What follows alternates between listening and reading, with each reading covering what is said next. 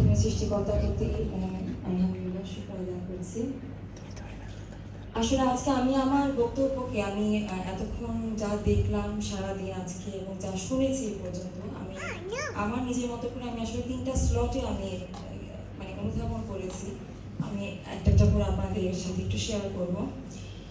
প্রথমটা হচ্ছে আজকে আমাদের শ্বশুর-শাশুড়ি বিবাহবার্ষিকী, ওনারা আমাদের সাথে মাঝে উপস্থিত হয়েছে একটা আনন্দঘন পরিবেশে। সন্তানরা এবং আমরা যারা জীবনসঙ্গীরা আছি, আমরা সবাই এই আনন্দে আমরা শরীক হয়ে আমরা নিজেরাও খুব ভালো লাগছে। বিবাহবার্ষিকী আসলে এমন একটা দিন যা কিন্তু একার হয় না। জন্মদিন সেটা নিজের ব্যক্তিগত, একা সেটা উদযাপন করা সম্ভব, কিন্তু বিবাহবার্ষিকী জোড়া ছাড়া সেটা কখনোই হয় না। সেটা কারো হারিয়ে যাওয়া হতে পারে অথবা কারো প্রস্থান হতে পারে।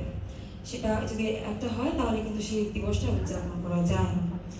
তো আমরা যারা ভাইয়া বলেছেন, আমরা যারা বাহিরের আছি, আসলে আমি এভাবেই এখন বলবো যে যারা আমরা সন্তানদের সাথে আমরা জীবনসঙ্গী হিসেবে আছি, বিশেষ করে আমি আমার কথাই বলছি যে আসলে আজকের দিনটা দেখে মনে হচ্ছে যে আমারও আমার মা বাবার প্রতি কিছু করা উচিত ছিল।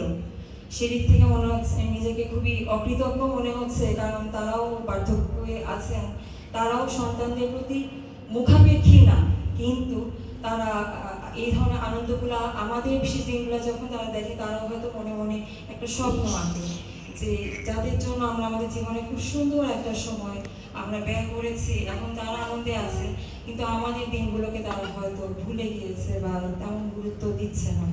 তো আসলে আমার এখান থেকে একটা বড় শিক্ষা হয়েছে যে আসলে আমাদের যার যার অভিভাবকের বিশেষ দিনগুলো আমাদের আসলে সেটা মানে এভাবে উদযাপন না, কিন্তু একটু স্মরণ করে একটু শুভেচ্ছা বার্তা জানানো, একটু তাদেরকে আনন্দ দেওয়া, এটুকু মনে হয় আমরা সন্তান হিসেবে যার যার জায়গা থেকে করতেই পারি।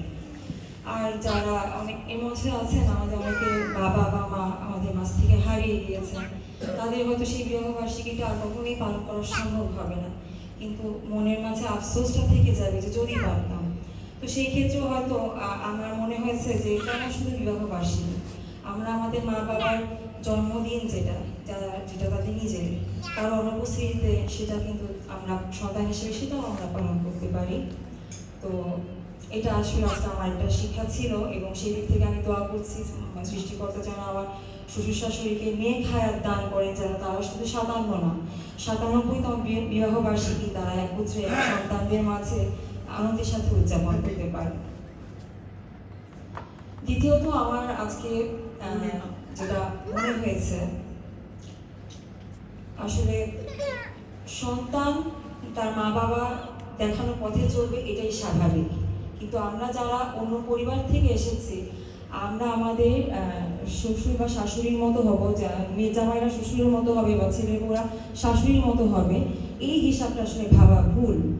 তো যারা এই পরিবারের সন্তান, তারা তাদের মা বাবার দেখানো পথে চলবে, এটাই স্বাভাবিক।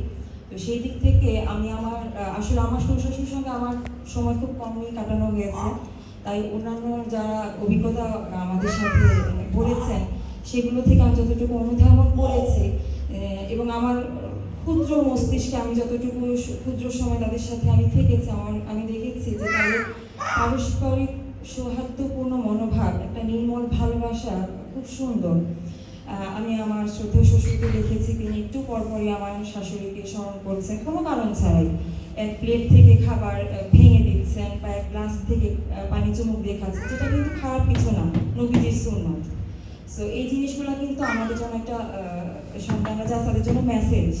ইভেন আমার শাশুড়িকে আমি দেখেছি আমার বাসায় যখন গিয়েছেন, আমার শ্বশুরের তিনি পর্যাপ্ত সেবা করেছেন এই বয়সে, তার যতটুকু সম্ভব, এবং তার কোনো কমতি ছিল না। আসলে এটা আসলে আমাকে সবসময় আমাকে খুবই মানে আবেগ আপ্লুত করে যে স্বামী স্ত্রী একজন আরেকজনের প্রতি ভালোবাসা এত সুন্দর হতে পারে। তো সেই দিক থেকে আমি অন্য কারোটা বলবো না, অবশ্যই আমি যেহেতু বলছি যে আজকে আমি আমার নিজের অনুধাবনটা আমি আপনাদের সাথে আমি বলছি, তো সেই দিক থেকে আমি বলছি যে অবশ্যই আমি আশা করব আমার জীবনসঙ্গীও তার মা বাবার সুন্দরী দেখানো আদর্শ পথে জীবনসঙ্গীর প্রতি কমিটেড থাকা, শ্রদ্ধাশীল হওয়া বা বিশ্বস্ত থাকা, এই জিনিসগুলো সেইভাবেই চর্চা করবে তার নিজস্ব ব্যক্তিগত পারিবারিক জীবনে। আজকে এই বিশেষ দিনটিতে সবাই একত্রিত হতে পেরে আবারও খুব ভালো লাগছে। এই অনুষ্ঠানটি আয়োজন করার পেছনে প্রত্যক্ষ এবং পরোক্ষভাবে যারা বিভিন্ন কাজে নিয়োজিত ছিল, আমাদের প্রিয় দুলা ভাই আছেন, আমাদের আপা আছেন, কণা আছে, আমার ছোট ভাই হিমু আছে। তাদের প্রতি আসলে কৃতজ্ঞতা স্বীকার করছি আমি এবং আমার পরিবারের পক্ষ থেকে। শিপু, সীমা, সবাই, মেজো ভাইয়া ভাবি, তাদের আসলে বাচ্চারা এত সুন্দর পারফর্ম করেছেন। আসলে অনুষ্ঠানটিকে ওই যে বললাম, পেছনে কেউ কাজ করেছে, কেউ সামনে কাজ করেছে। যারা এখানে পারফর্ম করেছেন তাদের সবার অংশগ্রহণগুলো ছিল সত্যি খুবই চমৎকার, খুবই ভালো লেগেছে।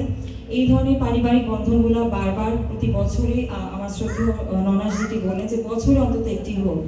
আমিও তাই চাই যে উপলক্ষ যাই হোক, বছর অন্তত একটি হোক, যেন পারিবারিক প্রাণের যে উষ্ণতা তা যেন আমাদের ভবিষ্যৎ প্রজন্মের মধ্যে ছড়িয়ে পড়ে এবং তারা সেটা সুন্দর করে ধারণ করে।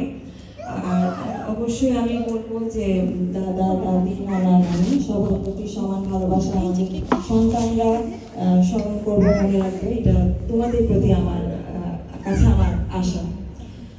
আবারও বলছি, আমার শ্রদ্ধেয় শ্বশুর শাশুড়ির দীর্ঘায়ু কামনা করছি। তাদের পারস্পরিক গৃহস্থ জীবন আর সুন্দর হোক, মধুর হোক, বন্ধুত্বপূর্ণ হোক এবং আপনাদের প্রতিটি পদক্ষেপ, প্রতিটি কথা, প্রতিটি একে অপরের দিকে চাহনি আসলে আমাদেরকে অনুপ্রাণিত করে।